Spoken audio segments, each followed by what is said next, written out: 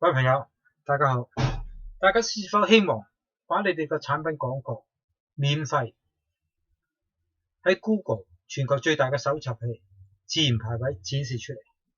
同埋我哋會喺呢個視頻裏邊為大家分析一下搜尋器嗰個改變。我哋先分享一下互聯網每1分鐘所產生嘅變化。YouTube 上傳72個小時視頻，我哋要用3日時間不眠不休先可以睇晒。Google 搜尋有200多萬，域名每1分鐘增加70個，網站增加570個，郵件服務器發出2億個郵件。YouTube 全球查看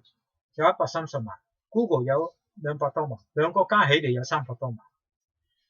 喺一個咁大嘅平台，免費而公開， Google 全球排位第1， YouTube 全球排位第3。我哋要思維一下點去利用呢個免費平台。我哋試一個關鍵詞 Totally Hipsters。 喺呢個頁面帶出嚟個關聯頁面有210萬。第一個係美國一家公司做意大利嘅品牌代理，第二個係香港一家公司自己研發呢個滾筒印花機，而呢個行業關鍵詞 Totally Hipsters 係行業重點關鍵詞。一般朋友佢要揾呢個設備，佢會打呢個關鍵詞。喺第二個連接，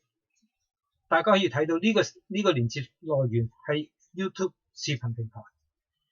呢個都唔係太過重要，重點在於呢一家公司係得到 Google 冠名排位， Google 冠名嘅排位 Google has Totally Hipsters for Life。我哋打開佢睇睇，裏邊帶嚟嘅相關連接有24000個。另外一個 Google Best Sublimation Hipsters， 呢度帶嚟嘅頁面有8000多個，兩個加埋有3萬幾個頁面，關聯嘅都係呢一家公司。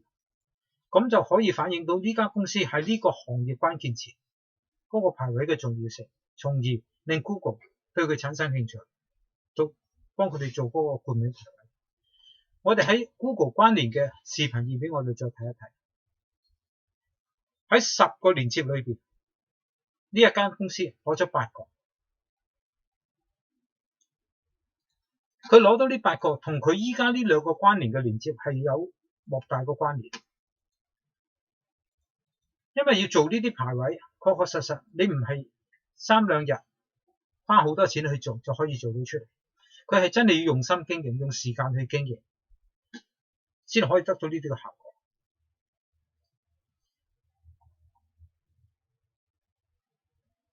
所以我哋今日要重新定位，思維一下，我哋要點去改變。我哋再細心分析一下，喺我哋每日日常生活裏邊，我哋每日早上坐地鐵返工，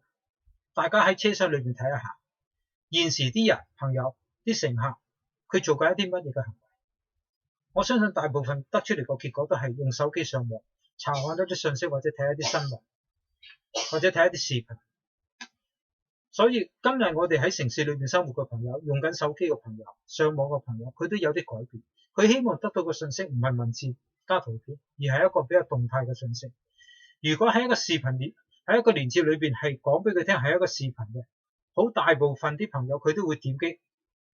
帶過去視頻嗰度睇，就等同我哋依家上網去揾嘢，我哋去揾一個產品或者揾一個服務。如果我哋對應可以揾到個視頻，讓我哋更清楚更了解嗰個產品或者嗰個服務嗰個內容。所以今日我哋要去攻佔呢個市場，確確實實